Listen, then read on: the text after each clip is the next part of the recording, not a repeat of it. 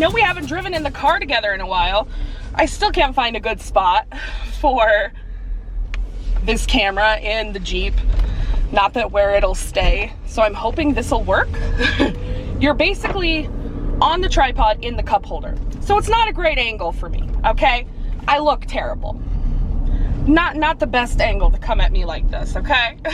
Let's be honest. But we're gonna try this because I have missed Candid candies and so have you guys. So today I kind of just want to talk about the world. What's going on, where we are, who we are. No, not who we are, but you know, the world is a very crazy place lately with coronavirus and all that goes along with that, and BLM, and you know, in the past couple months I've learned some things. I've learned that my education was whitewashed, and that kind of sucks to learn. I was talking to my mom last night on my way home from work, on both of our way home from work, and we were both talking about how when Juneteenth came up, we'd never even heard of it. I'd never even heard of it. And I was like, why weren't we taught things like that? She's like, you know, I don't know, like, because obviously my mom is 60 and I'm almost 40.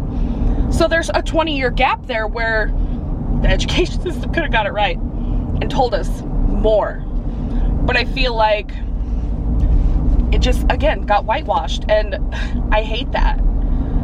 We need to learn about everything. We need to learn about the diversity and the struggles of other people that aren't our skin tone. And what about, you know, the people of color in our schools? They don't get to learn about their history, their real history.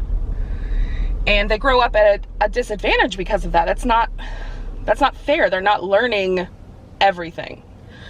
And I was watching, if you don't watch John Oliver, you really should. I watch him on YouTube, but the show's called This Week Tonight or Last Week Tonight or something like that. And it's an HBO show, but he has a YouTube channel. And I watch it every week. And this week was a US history one. And I will link it below.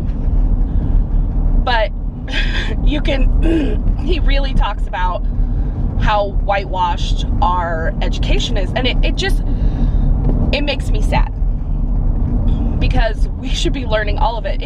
We can't have our kids think everything is sunshine and rainbows. They have to know that bad things happen and how we can fix them. That's my opinion.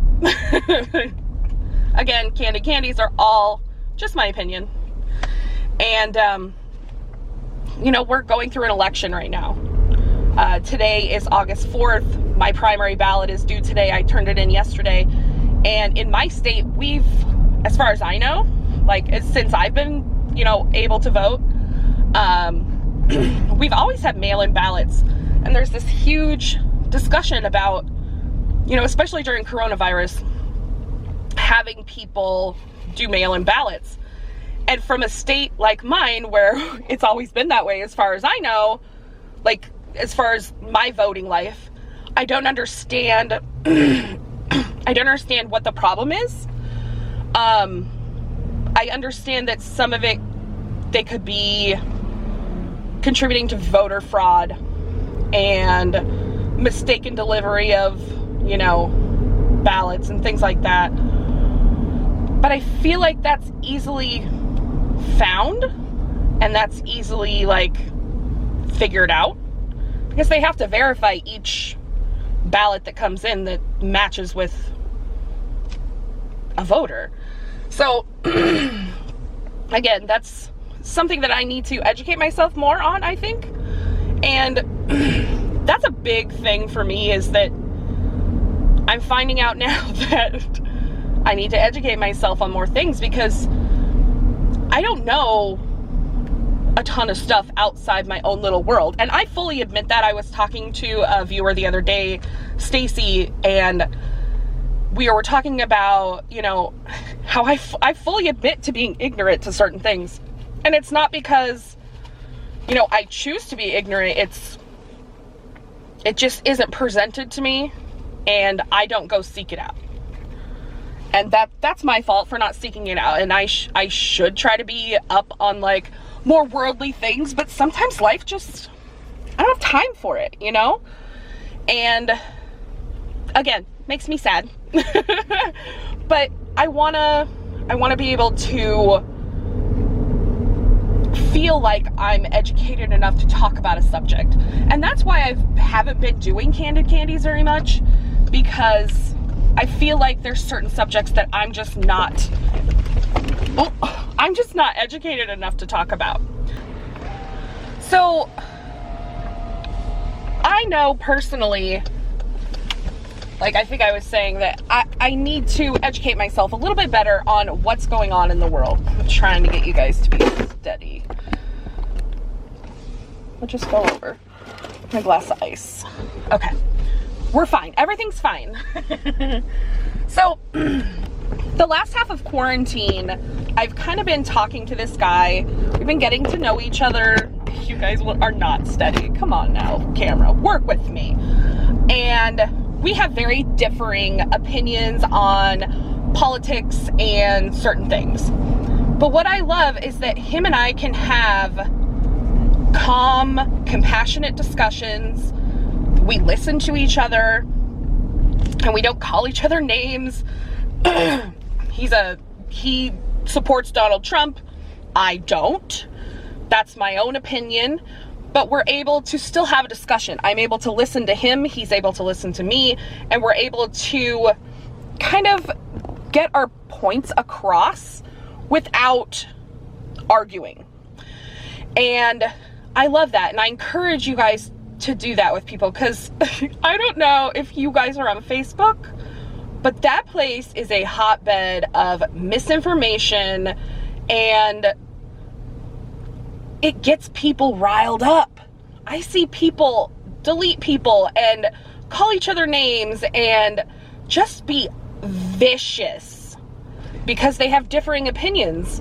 But that's what's beautiful about being human, is that we all think differently. We all live differently. None of us are the same. And you can have an opinion, and because we differ in opinion, and we're probably never gonna agree, doesn't mean that we have to be vicious to each other and hate each other.